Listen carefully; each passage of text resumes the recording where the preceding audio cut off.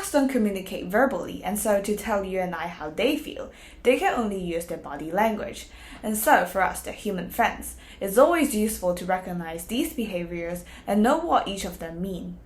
These are the body postures of a cat.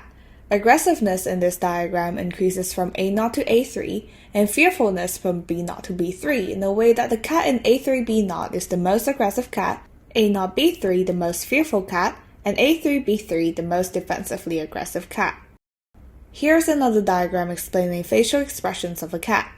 Aggressiveness increases diagonally down the chart, which means offensiveness increases from left to right, and defensiveness increases from up to down.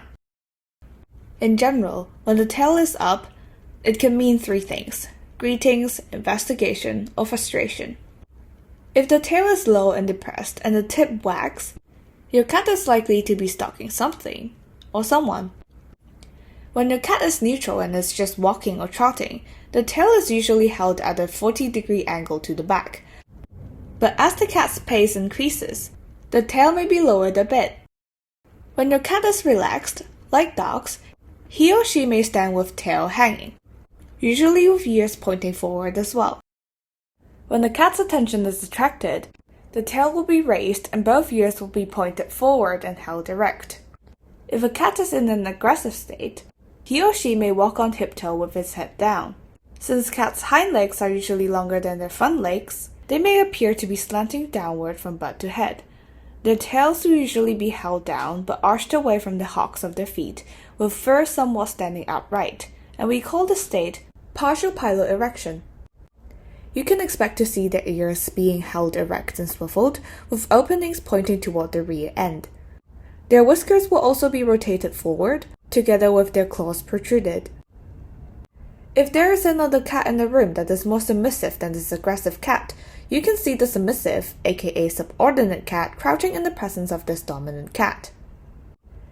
If cat is in a submissive or frightened state, as mentioned, the cat will crouch with its ears flattened to its head. Some cats may even salivate or spit. The pupils can be a good indicator of whether a cat is aggressive or defensive. And yes, being able to distinguish aggressive cats from defensive cats is very important because while aggressive cats may actively leash out and do harm, a defensive cat may react greatly only if provoked. For aggressive cats, their pupils will look small.